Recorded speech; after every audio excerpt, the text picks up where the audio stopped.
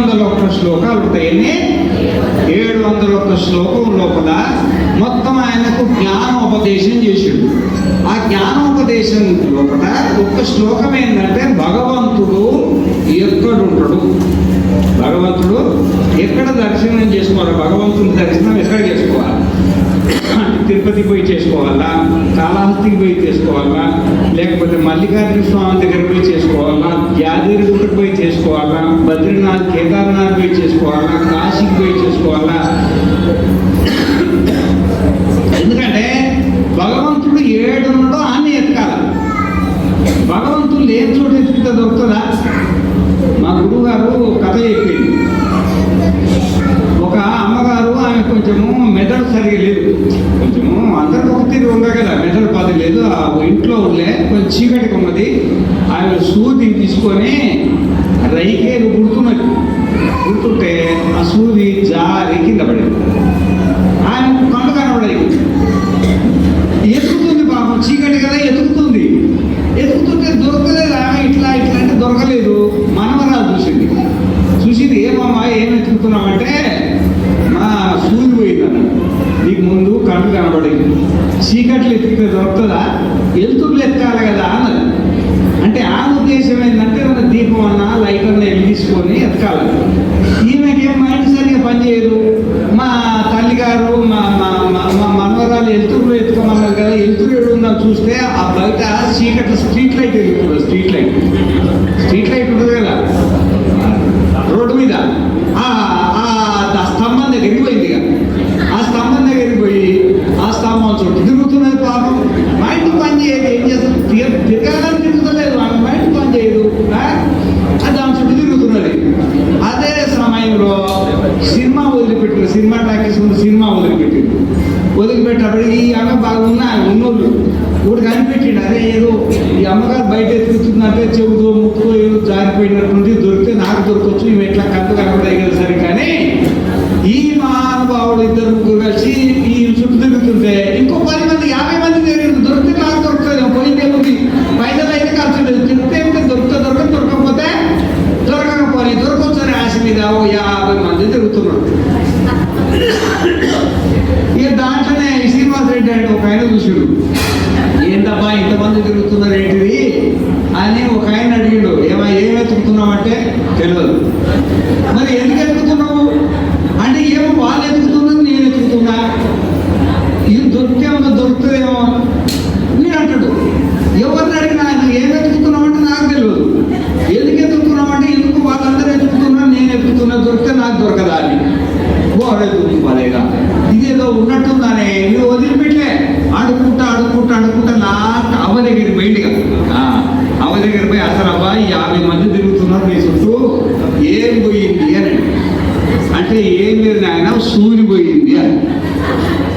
నీ సూది కాదా, తలా 5 పైసలు ఇచ్చిన మోపడు వచ్చిండు, నీ సూది కోసం ఏదో ఉన్నదాన్ని కదా, చెవులో ముక్కులో పడిపోయింది అనుకుంటారు. ఇంతమంది తిరుగుతున్నారు, పోయింది కదా, ఇక ఎట్లా 50 మంది ఉన్నాం కదా, ఈ స్తంభానికి తూర్పున పడగొట్ట ఉత్తరం దక్షిణం ఏడబడిపోయిందో సరిగ్గా చెప్పు, ఎత్తికి పెడతామన్నది. అంటే మా పొయింట్లో పోయిందన్న. పొయింట్లో పోతే ఇక్కడ ఎందుకు ఎత్తుతున్నామంటే మా మనవరాలు ఎలుతుర్లు ఎత్తుకోమన్నదయా, మా ఇంట్లో పొయింట్లో ఎలుతురు లేదు, బయట ఎలుతురు కనబడితే ఆడు ఎత్తుకుతున్నారు. అది కాదు, ఉండేది ఒక చోట, ఎతికేది ఒక చోట. ఎంతమంది కలిసి ఎత్తుకుతారు చెప్పండి. మరి భగవంతుడు కూడా మనం పుట్టినప్పటి నుండి ఎత్తుకుతూనే ఉన్నాం. ఈ ఊళ్ళో దేవుడికి దండం పెడతారు, ఈ ఊళ్ళో దండం పెట్టి ఆ దండం పెట్టింది పని అయితేనేమో అది అదే గుడికి పోతారు. లేకపోతే ఈ దేవుడు వదిలిపెట్టింది ఇంట్లో ఈ గుళ్ళో దేవుడు సరిగ్గా లేనట్టుందని ఇంకో దేవుడి దగ్గర పోతారా పోరా. ఈ దేవుడు కానీ దేవుళ్ళ కోసం మీరందరూ తిరుగుతలేరా చెప్పండి. తిరుగుతున్నారు కదా, సరే దేవుడి కోసం తిరగాల్సిందే. కానీ మరి దేవుడు ఎక్కడుందని, దేవుడు ఎక్కడుందనే విషయంలో భగవద్గీత, ఎందుకంటే ఈరోజు గీతా జయంతి కదా, గీతలో ఒక్క శ్లోకం చెప్పుకుందాం. మనం గీతలో ఒక్క శ్లోకం చెప్పుకుందాం. ఈశ్వర సర్వభూతానాం హృద్దేశేర్జున తిష్టతి భ్రామయన్ సర్వభూతాని యంత్రారూఢాని భాజయ తమేవ శరణం గచ్చ సర్వభావేన భారత తత్ప్రసాదాత్ పరాం శాంతిం స్థానం ప్రాప్స్యసి శాశ్వతం.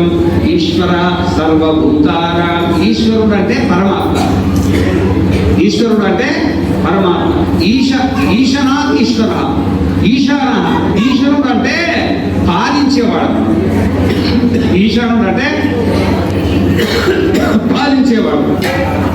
ఏ విధంగా పాలిస్తారంటే సవాయేష మహాజాత్మ యోజం విజ్ఞానమయ ప్రాణేషు ఏషోంతరుదయ ఆకాశః తస్మిన్ శ్వేతే సర్వస్య వశీ సర్వస్యేషానః సర్వస్యాధిపతిః సా నా సాధునా కర్మణా భూయాత్ నో ఏవ అసాధునా కనీయాన్ ఏష సర్వేశ్వరః ఏష సాధుపతి ఏష సర్వేశ్వరः ఏష భూతపతిః ఏష భూతపాదः ఏష శేతృవిదరణః ఏష లోకానాం అసంభేదాయ తం ఏతం వేదావచనేన బ్రాహ్మణాః వివిదిశంతి యజ్ఞేన దానేన తపసా అనాశకేన ఏతమేవ విదిత్వా నిర్భవతి ఏతమేవ ప్రభురాజినో లోకముచ్ఛంత ప్రవ్రజంతి ఏతద్ధస్మమైతత్ పూర్వే విద్వాంసः ప్రజాం నా కామయంతే ఏషాం నాయమాత్మానోయం లోకః.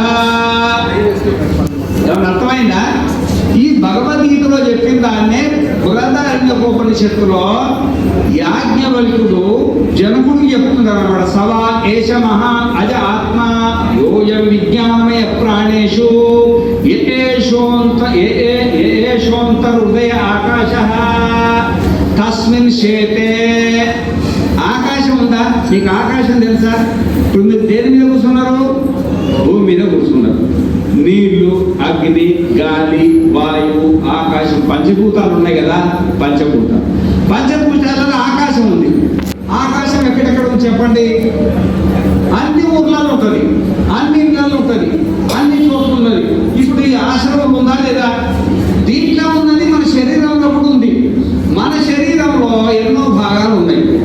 మన శరీరంలో ఎన్నో భాగాలు, కాళ్ళు ఉన్నాయి, చేతులు ఉన్నాయి, తలకాయ ఉంది, ముక్కు ఉంది, కడుపు ఉంది, అన్ని ఉన్నాయి కదా. అన్నిట్లో ఆకాశం ఉంది. దాంట్లో హృదయం అనే ఉంది. హృదయం అనేది ఉంటుంది. హృదయం అంటే ఇక్కడ సరిగ్గా సుషుమ్నా నాడిలా హృదయం అనేది ఒక మాంసపిండం, కమలాకారం, పద్మాకారంలో మాంసపిండం ఉంటుంది. ఆ మాంసపిండంలో ఇప్పుడు గ్లాసులో ఆకాశం ఎట్లుంటుంది, చెంబులో ఆకాశం ఎట్లుంటుంది, కుండలో ఆకాశం ఎట్లుంటుందో ఆ పద్మంలో కూడా ఒక ఆకాశం ఉంది. తస్మిన్ శ్వేతే అక్కడ ఉండడం ఎవరు? పరమాత్మ. సవా ఏష మహానజ ఆత్మ యోయం విజ్ఞానమయ ప్రాణేషు ఏషోంతర హృదయ ఆకాశః తస్మిన్ శ్వేతే సర్వస్య వశీ. ఈ ప్రపంచాన్ని అంతా వశీకరణ చేసుకున్నది ఆయనే. సర్వస్య వశీ సర్వస్యేషానః, అందరినీ పాలించేదంతే ఆయనే. భయాదస్యాగ్నిస్తపతి భయాత్తపతి సూర్యః భయాదింద్రశ్చ వాయుశ్చ మృత్యుర్ధావతి పంచమః భయాదస్యాగ్నిస్తపతి. ఇప్పుడు ఆ యజ్ఞం ఉందా? ఆ యజ్ఞంలో మండుతున్నది. కట్టెలు వేసిండ్రు, ఇంత నెయ్యి వేసిండ్రు, దాంట్లో మన కర్పూరం వేసిండ్రు, మంట పెట్టిండ్రు, మండింది. మండకపోతే ఏం చేస్తావు చెప్పు? నువ్వు ఏం చేస్తావు? దీపం వెలిగిండ్రు, అది వెలిగింది. ఎందుకు? ఎలగకపోతే ఏం చేస్తావు? భయాదస్యాగ్ని స్థపతి. ఎలగాల్సిందే, కానీ అన్ని చోట్ల ఎలగడానికి లేదు. ఇప్పుడు అక్కడ యజ్ఞగుండం ఉంది, ఇక్కడనేమో దీపం ఉంది, దీని మధ్యలో కూడా అగ్ని ఉంది. దీని మధ్యలో కూడా దాకా అగ్ని ఉంది. అగ్ని సర్వవ్యాపకంగా ఉందన్నమాట. కానీ అక్కడ మండుతలేదు. అక్కడ మండితే మనం అందరం చస్తాం అన్నమాట. మీ గుడ్డలలో కూడా అగ్ని ఉంది. మీరు కూర్చున్నారో ఆ పట్ట ఉంది, పట్టలో కూడా అగ్ని ఉందన్నమాట.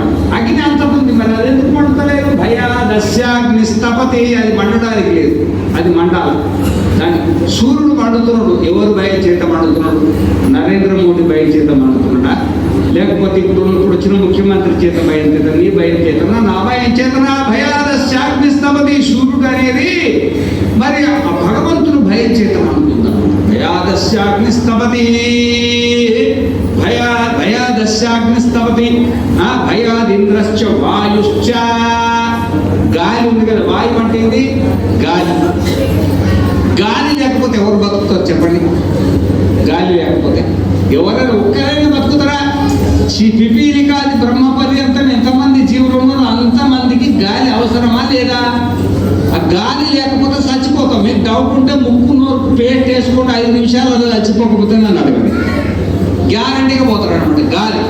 మరి ఆ గాలి అనేది వస్తున్నది, ఎక్కడి నుండి వస్తుంది, ఎట్లా వస్తుంది చెప్పండి.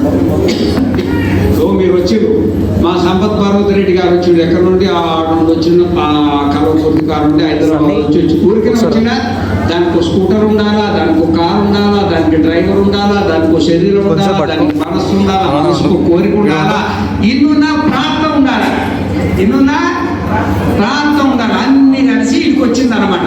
ఒక మనిషికి ఇంత వ్యవస్థ ఉంటే ఈ గాలికి ఎంత వ్యవస్థ ఉండాలి చెప్పి. ఎక్కడ ఆగిపోయింది అనుకో, ఎక్కడ నదరియా సముద్రంలోనే ఇక్కడ ఇడబెట్టు ఇడబెట్టు దాన్ని ఫోన్ చేసి ఎక్కడ 2-3 సార్లు ఫోన్ చేసిన.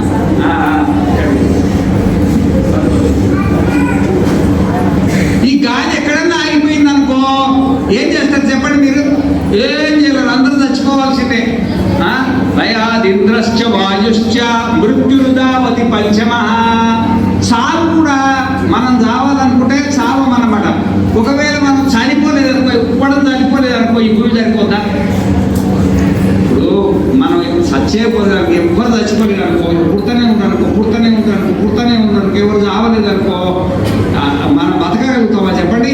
ఈ పాటికి భూమి మీద ఇసుక ఇసుక ఇసుకంత జాబ్ ఉండేది కదా, అంతమంది జనాలు ఉండేవారు. మరి ఎవరిని చంపుతున్నారు వాళ్ళు?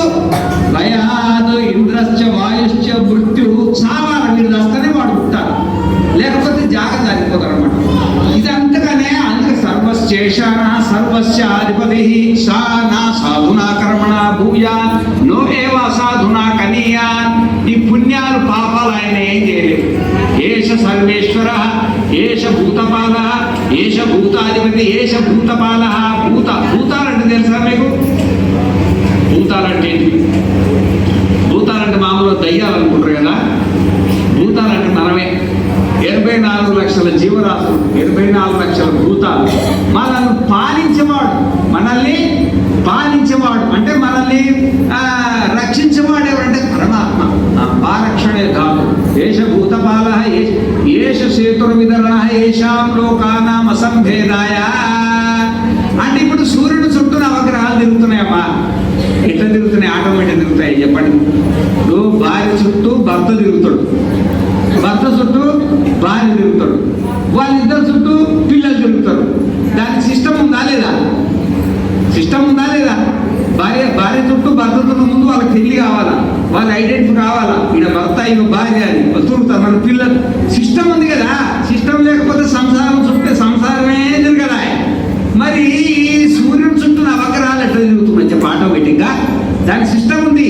అదే పరమాత్మ అన్నమాట. అదే పరమాత్మ పద్ధతి ప్రకారంగా ఎండాకాలానికి ఎండాకాలం, వానకాలానికి వానకాలం, చలికాలానికి చలికాలం. ఎప్పుడు ఎండాకాలం వచ్చినా చచ్చిపోతాడు వీడు, ఎప్పుడు వానకాలం వచ్చినా చచ్చిపోతాడు, ఎప్పుడు చలికాలం వచ్చినా చచ్చిపోతాడు అనమాట. ఆ భూమిని అట్లా పెట్టిండు. అట్లా పద్ధతి ప్రకారంగా వస్తుంది అనమాట ఈ కాలాలు అన్నమాట. భయ అది కేనేషితం పద విప్రేషితం మన కేనేషితాం వాచమిమాం వదంతి చక్షుశ్రోత్రం ఉదేవో విరక్తి. ఆ పరమాత్మ ఇక్కడే ఉన్నాడు. ఎక్కడ? పరమాత్మ మన హృదయం ఉంది కదా, ఆ హృదయంలోనే పరమాత్మ. తస్మిన్ శేతే, హృదయంలోనే ఈశ్వర సర్వభూతానాం హృద్దేశే అర్జున తిష్టతి హృద్దేశే. ఏం చెప్పింది? బృహదారణ్యకోపనిషత్తులో ఉన్నదే భగవద్గీతలే. దీంట్లో ఉందన్నమాట. ఈశ్వర సర్వభూతానాం హృద్దేశే అర్జున తిష్టతి భ్రామయన్ సర్వభూతాని. ఈ హృదయంలోనే ఉండి ఈ 84 లక్షల జీవరాశులను తిప్పుతున్నాడు అన్నమాట, నడిపిస్తున్నాడు అన్నమాట. దాంతో ఈ సృష్టి అంతా నడుస్తున్నది. ఎవరు చెప్పింది ఈ మాట? వేదంలో పరమాత్మ చెప్తున్నారు అన్నమాట. అసంభేదాయ తమేతం వేదానువచనేన బ్రాహ్మణాః వివిదిశంతి యజ్ఞేన దానేన తపస అనాశకేన తమేతం. నీకు రామాలయంలో పోతే రాముడు కనబడతారా కనబడతారా చెప్పండి? ఇప్పుడు రామాలయానికి పోయినానుకో రాముడు కనబడతారా కనబడ్డా? అది కృష్ణ మందిరానికి పోతే కృష్ణుడు కనబడతారా కనబడ్డా? శివాలయానికి పోతే శివుడు కనబడతారా కనబడ్డా? ఏం మాట్లాడరేంది? కనబడతారా? నోరు ఇచ్చిండే కదా. ఇప్పుడు ఆ ఎత్తునో బర్రెనో అడిగితే చెప్పొద్దు అని, నోరు లేదు నాయక లేదు అనుకో. మన మనుషులం కదా. శివాలయానికి పోతే శివుడు కనబడతారా కనబడతారా?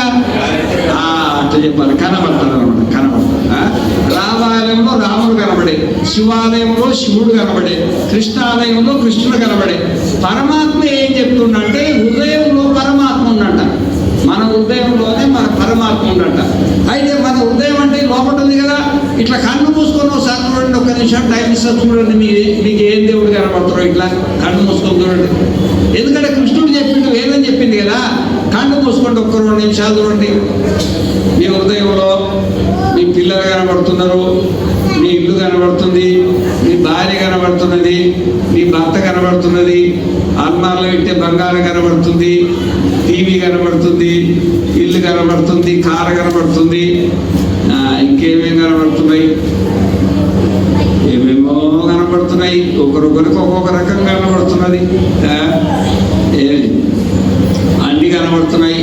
ఒకరికేమో చెప్పులు అడుగుల్లో పోయిందాకా ఉంటాయా ఉండయా జాగ్రత్తగా పెట్టుకురావాలనిపిస్తారు. ఏమేమో ఉన్నాయన్నమాట. వెంకటేశ్వరు గీత యజ్ఞం చేసిండ్రు, నేను ఎప్పుడు చేయాలని కొంతమంది అనుకుంటున్నారు. ఏమేమో కనబడుతున్నాయి. సరే, కళ్ళు తెరవండి. దేవుడు ఎంతమంది కనబడాడు చెప్పండి? అంత ప్రపంచమే కనబడుతుంది కానీ దేవుడు కనబడుతుందా? ఇప్పుడు కాదు, మీరు ఇంటికి పోయి చూడండి. పోనీ ఇంటికి పోయి చూసి కళ్ళు మూసుకొని నీకు ఏం కనబడతారంటే, నువ్వు చూసింది నీకు కనబడతాయి, నీకు తిన్నవి నీకు కనబడతాయి, నువ్వు తిన్నవి నీ జ్ఞాపకం వస్తాయి. కానీ దేవుడు కనబడుతుందా? కనబడతలేడు అనమాట. అసలు ఉండేది ఎక్కడ? ఇక్కడే ఉండదు. ఈశ్వర సర్వభూతానాం ఉద్దేశే అర్జున తిష్టది బ్రాహ్మయన్. మరి ఉంటే ఎందుకు కనబడతలేడు? ఉంటే ఎందుకు? తమేతం వేదానువచనేన బ్రాహ్మణ విమిదిశంతి యజ్ఞేన దానేన తపస అనాశకేన. అయ్యా, మామూలుగా కళ్ళు మూసుకుంటే నీకు దేవుడు కనబడడు. దానికి యజ్ఞం చేయాలా, దానం చేయాలా, తపస్సు చేయాలా, అది కూడా ఏ కోరిక లేకుండా చేయాలి. అదే ఏ కోరిక లేకుండా. ఈ మధ్యలో ఒక ఆయన యజ్ఞం చేశాడు. యజ్ఞం చేసి దండ పెట్టుకో. ఆ యజ్ఞం చేసిన ఆయన గుడ్డి ఆయన. ఆ యజ్ఞం చేసిన ఆయన గుడ్డి ఆయన అంటే దేవుడికి దండ పెట్టుకున్నాడు. ఆయన ఏ దండం పెట్టుకున్నాడు నాకు తెలియదు కదా అని నేను పిలిచిన, అయ్యా నువ్వు ఏమని దండం పెట్టుకున్నావు అంటే, స్వామి మేము పెళ్లి చేసుకున్నాం, మాకు సంతానం లేదు. అయితే నేను కోరుకున్నది ఏంటంటే, నా ముని మనవడు బంగారు తొట్టెల్లో ఆడిస్తుంటే నా కళ్ళతో చూడాలని కోరినాను. అంటే వీడికి కళ్ళు రావాలా, వీడికి పిల్లలు పుట్టాలా, వానికి పిల్లలు పుట్టాలా, మళ్ళీ వాడికి పిల్లలు పుట్టి వాడు బంగారు తొట్టెల్లో అంటే ఎన్ని పైసలు కావాలా? తెలివిదుడు నారాయణ. మామూలు కోరికలు కాదన్నమాట. తవేతం వేదానువచనేన బ్రాహ్మణ. బ్రాహ్మణులు అంటే ఇలా జాతి బ్రాహ్మణులు కాదు, బ్రహ్మజ్ఞానులు అంటే పరమాత్మను తెలుసుకునేవాడు. బ్రాహ్మణ వివిధిశంతి యజ్ఞేన దానేన తపస అనాశకేన. అనాశకము అంటే కోరిక లేకుండా. ఇప్పుడు కోరిక ఉందనుకో, కోరిక ఉంటే ఆ చేసుకున్న పుణ్యము ఆ కోరికను నెరవేర్చి చచ్చిపోతుంది. నువ్వు కోరలేదనుకో, ఆ పుణ్యం అట్లే ఉంటుంది. అది ఏదైనా సరే మీరు ఒక పుణ్యం చేయండి, ఏదైనా కోరండి, ఆ కోరండి అది నెరవేర్చి ఆ పుణ్యం చచ్చిపోతుంది. ఇక దానికి ఉన్నది, ఇక ఉనికి ఉండదు. నువ్వు ఏది కోరలేదనుకో, ఆ పుణ్యం చచ్చిపోదు. అది అనాశకం అంటారు, నశించేది కాదు. అంటే నువ్వు యజ్ఞం చెయ్యి, దానం చెయ్యి, తపస్సు చెయ్యి, ఏ కోరిక లేకుండా చేస్తే అది నీకు హృదయంలో ఉండే పరమాత్మను చూపిస్తుంది.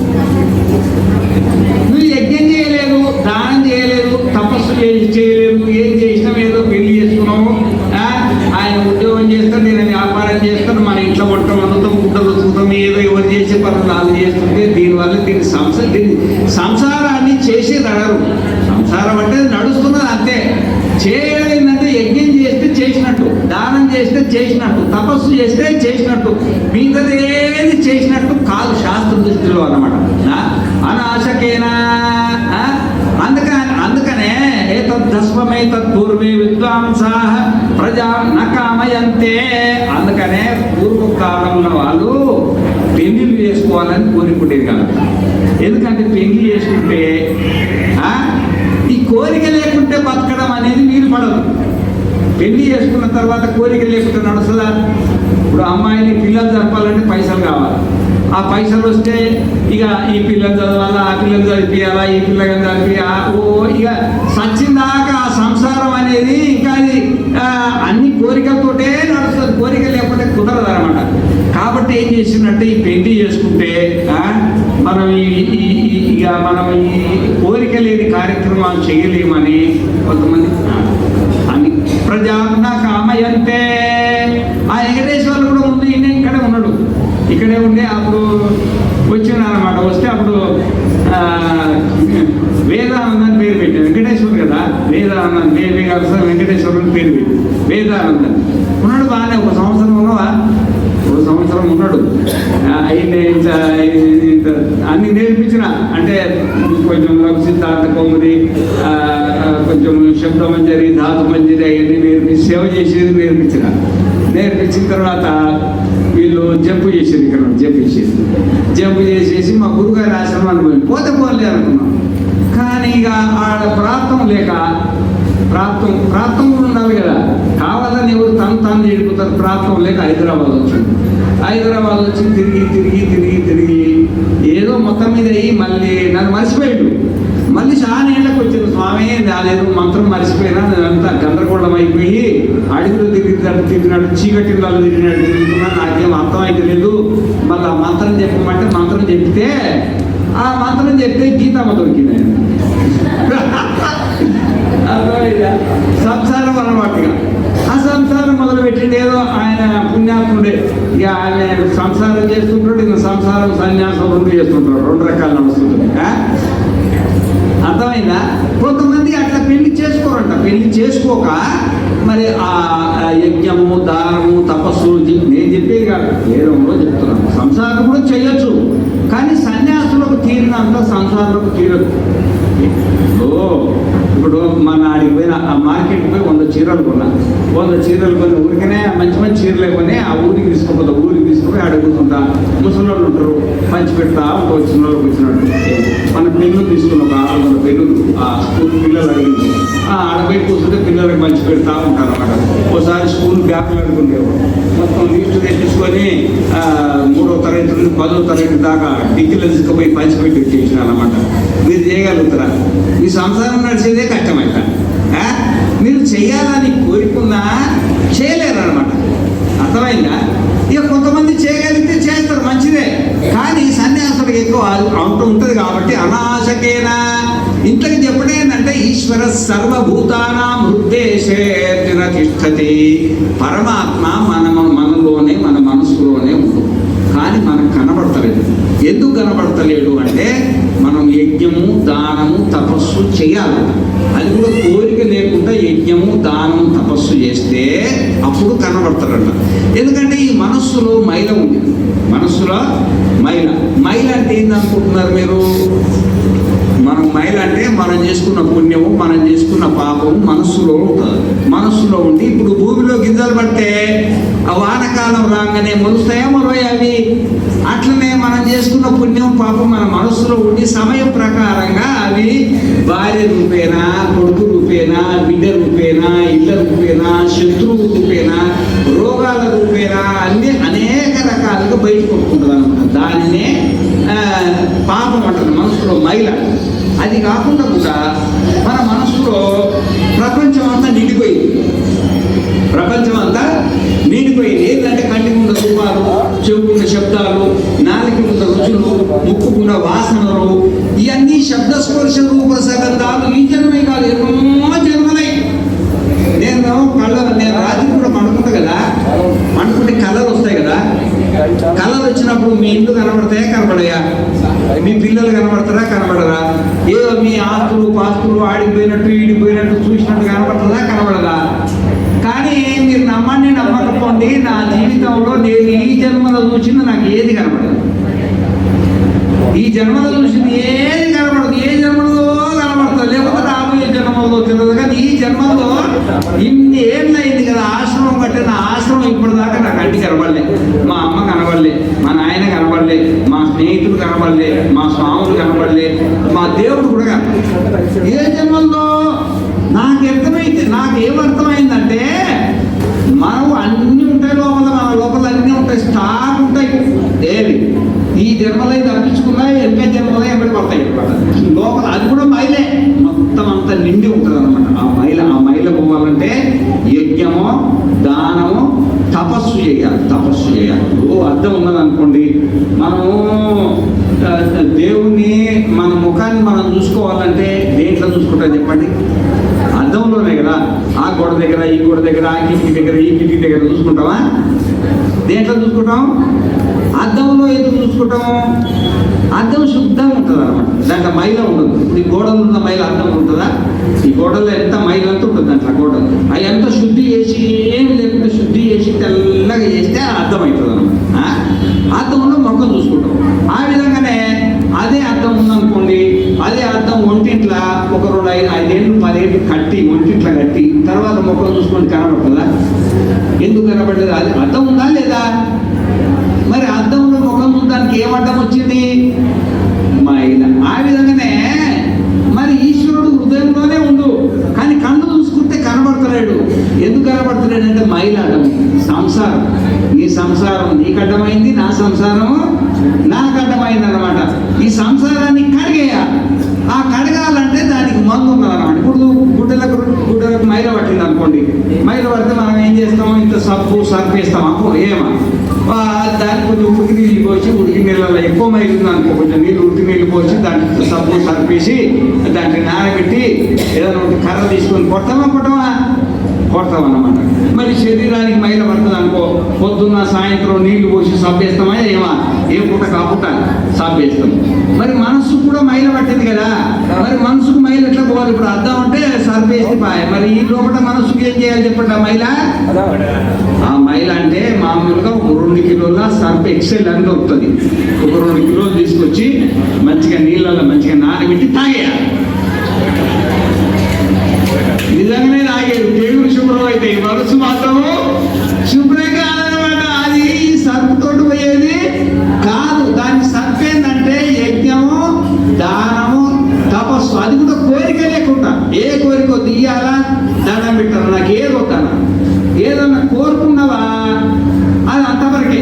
మా గురువుగారు చెప్పేది, సముద్రం దగ్గరికి పోయినప్పుడంతా చెంబు తీసుకుపోయి ముంచితే, 1 లీటర్ చెంబు తీసుకుపోయి ముంచితే 1 లీటరే వస్తాయి. ఒక బకెట్ తీసుకుపోయి ముంచితే బకెటే వస్తాయి. ఒక డ్రమ్ము తీసుకుపోయి ముంచితే 1 డ్రమ్మే వస్తాయి. ఏమి తీసుకోక పోయి దండం పెడితే సముద్రం అంతా వచ్చేస్తుంది. సముద్రం సంతోషపడుతుంది. అంటే వీడు ఏం అడగలేదుగా. వాడు చెంబడితే చెంపిచ్చింది, వాడు బకెట్ అనేది బకెట్ ఇచ్చింది, డ్రమ్ అంటే డ్రమ్ ఇచ్చింది. వీడు ఏం అడగలేదు, దండం పెట్టిండుగా, సముద్రమే ఎప్పుడు వచ్చేస్తుంది. ఆ విధంగానే పరమాత్మ కూడా మనం ఏదైనా కోరిందనుకో, కొడుకు కోరితే కొడుకు ఇచ్చాడు, బిడ్డ అడిగితే బిడ్డ ఇచ్చాడు, ఇల్లు అడిగితే ఇల్లు ఇచ్చేస్తాడు, ఎమ్మెల్యే అడిగితే ఎమ్మెల్యే ఏదో ఇచ్చేస్తాడు. ఏది అడగకుండా దండం పెట్టామనుకో, దేవుడే నియబడిపోతుంది. ఇక అట్లే కదా నా ఎవడు పడింది. ఏది కోరుకుంటా చేయాలి. అదే అనాశకేనా తమేదం అదే తమేదం వేదావచనేన బ్రాహ్మణా వివిధిషంతి యజ్ఞేన దానేన తపసా అనాశకేన. అంటే ఏ కోరిక లేకుండా యజ్ఞము, దానము, తపస్సు చేస్తే పరమాత్మ నీకు ఎక్కడ ప్రత్యక్షమవుతాడు? నీ మనస్సులోనే ప్రత్యక్షమవుతాడు అనమాట. దేవుడు దైవ సాక్షాత్కారం ఎవరికైనా మహాత్ములకు, రాముడికి కానీ, కృష్ణుడికి కానీ, ఆ వాల్మీకి మహర్షికి కానీ, వశిష్ఠ మహర్షికి కానీ, మా మలయాళ స్వామి వారికి కానీ, మా గురువులకు కానీ, ఎవరైనా భగవంతుని కళ్ళు మూసుకొని దర్శనం చేసిన కానీ కళ్ళు తెరిచి దర్శనం చేసుకుంటే కాదనమాట. కళ్ళు మూసుకొనే దర్శనం అంటే పరమాత్మ మన లోపలనే దర్శనం అవుతాడు. అయితే మన మనస్సును శుభ్రం చేసుకోవాలి. మన లోపటే ఉన్నాడు పరమాత్మ. కాబట్టి మనం తిరుపతి పోవాలంటే పోయిరండి, తప్పేమీ లేదు. అంతకున్నవాడు పరమాత్మ, ఇక్కడున్నవాడు తిరుపతిలో కూడా ఉన్నాడు, ఇక్కడ ఉన్నవాడు గుళ్ళలో కూడా ఉన్నాడు, అంతకున్నాడు. కానీ పరమాత్మ, అసలు పరమాత్మ ఎక్కడ ఉన్నాడు అంటే ఇక్కడే ఉన్నాడు. ఇక్కడ హృదయం లోపటే ఉన్నదన్నమాట. అందుకనే మనము భగవంతుని దర్శనం ఎక్కడ చేసుకోవాలా? హృదయంలోనే చేసుకోవాలి. హృదయంలో చేసుకుంటే పరమాత్మ దర్శనం కాకపోతే యజ్ఞము, దానం, తపస్సు చేసి మనస్సును కడుక్కొని ఆ మనస్సులోనే దర్శనం చేసుకోవాలని ఈశ్వర సర్వభూతానాం హృదేశే తిష్టతి రామయన్ సర్వభూతాని యంత్రారూఢాని మాయయా తమేవ శరణం గచ్చ. ఆ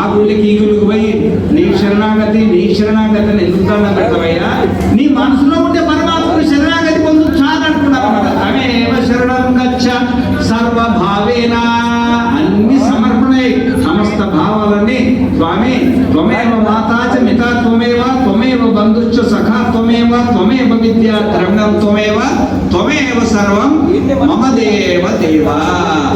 పరమాత్మని స్వరూపం ఏంటంటే పరమాత్మ ఇప్పుడు ఇప్పుడు మీకు నేను కనబడుతున్నానా? కనబడుతున్నానా? కనబడతలేనట్టు కనబడుతున్నానా? చూసేదెవరు? చూసేదెవరు? మీరు కంటి ద్వారా చూస్తారు, మనస్సు ద్వారా చూస్తారు. మనస్సు లేకుండా చూడలేదు, కన్ను లేకుండా చూడలేదు. నీకు చూడడానికి శరీరం ఉండాలా, ఆ శరీరంలో కన్ను ఉండాలా, మనస్సు ఉండాలా.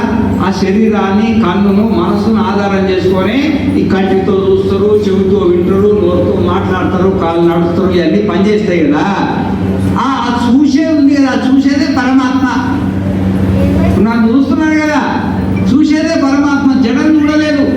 ఏదైనా జడం ఉంది కదా, భూమిని గుర్తించలేదు నేను. భూమిని అని నీళ్ళకు నేను నీళ్ళని తెలవదు.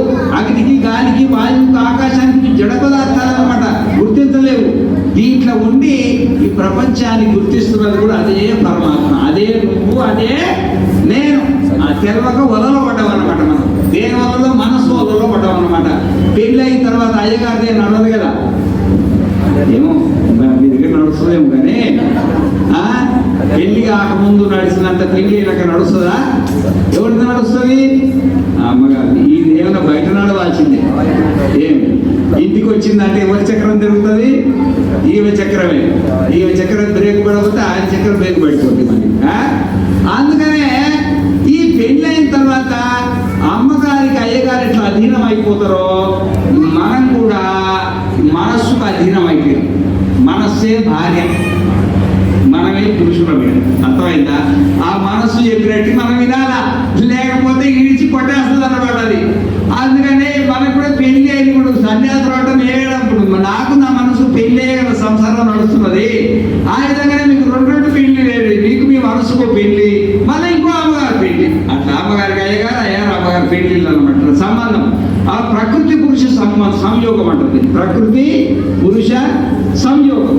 ప్రకృతి అంటే శరీరం, ప్రకృతి అంటే ఇంద్రియాలు, ప్రకృతి అంటే మనస్సు, పురుషులు అంటే మనం చైతన్యం, ఆత్మ. దాంతో సంబంధం అయితే మనం సంసారంలో పడి ఉన్నాం అన్నమాట.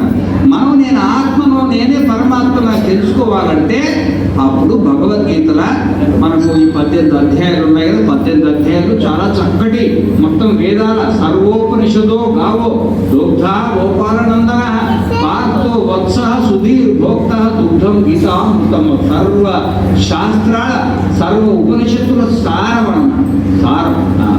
అందుకనే మనం ఈరోజు ఈ పవిత్రమైన ఈ గీతా జయంతి సందర్భంగా మా వెంకటేశ్వర్లు గీతగారులు వాళ్ళ కోరి గీతా జయంతి కోరి మామూలుగా 20,000 అయితే ఆల్రెడీ 42,000 కట్టిండ్రు.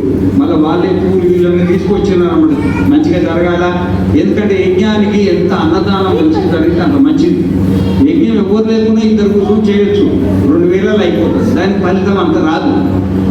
యజ్ఞంలో ఏంటంటే ఎంత జనాలు ఎక్కువ వచ్చి ఎంత అన్నదానం జరిగితే ఎంత సంతోషపడింది. ఎందుకంటే తినేవాడు పరమాత్మనే కదా. తినేవాడు ఎవరు? నువ్వు తింటావా? నువ్వు తింటావా? తినేది పరమాత్మనే, వినేది పరమాత్మనే, మాట్లాడేది పరమాత్మనే, ఏమి యజ్ఞం చేసేది పరమాత్మనే. మీరు కూర్చొని చూసేవాళ్ళు కూడా పరమాత్మనే, నేను చెప్పేది కూడా పరమాత్మనే. పరమాత్మని భిన్నం ఇంకేం లేదు. సర్వం కల్విదం బ్రహ్మ నేహ నానాస్తికించరా, అంత పరమాత్మనే అన్నమాట. అందుకనే ఎంత ఎక్కువ అన్నదానం జరిగితే అంత మంచిదని ఆయన అందరికి ఫోన్లు చేసి మరి అందరిని పిలిపించారు. చాలా సంతోషం. భోజనాలు కూడా మరి నేతి వంట జీ పుల్లారెడ్డి దగ్గర ఆర్డర్ ఇచ్చి మంచిగా జిలేబీ తిప్పించడం, నేతి వంటలు పెట్టాలని. ఆ విధంగా ఇంకా కూరలు గీరలు సూపర్ అంతా రకరకాల కూరలు చేస్తున్నారు. పొద్దున్న వాళ్ళు కంటాలు పడుతున్నారు. మా వంట ఆయన కూడా నాకు మినిమం 500 మందికి వండి పెడితేనే నాకు సంతోషం అవుతుంది. ఆయన అంత చేసేవాళ్ళు చేయించేవాళ్ళు అంతా సంతోషంగా ఉన్నారు. మనకు ముఖ్యంగా ఏంటంటే ఎంతమందికి ఎక్కువ వచ్చి ఎంతమందికి అన్నదానం జరిగితే అంటే తినేవాడు పరమాత్మనే కాబట్టి ఆ తినే పరమాత్మ సంతోషపడితే మనకు యజ్ఞం సఫలమవుతుందనే ఉద్దేశం మీద ఆయన దగ్గర 50,000 దాకా ఖర్చు పెడుతున్నారు. మంచిగా జరగాలని కోరిక మీద మరి ఈ కార్యక్రమం ఇప్పుడు ఎందుకంటే మనం జపం చేయాలి. ఆ జపం చేయాలంటే మనం భగవంతుని ధ్యానం చేయాలి. ఆ భగవంతుని మనసులోనే ధ్యానం చేయాలి. అందుకనే చెప్తున్నాను, మనం ఇప్పుడు కంటు మూసుకొని భగవంతుని జపం చేస్తాం కదా, మీరు పరమాత్మను ఎక్కడో ఉందని అనుకోకుండా నా మనసులోనే పరమాత్మ ఉన్నాడని నీ మనసులో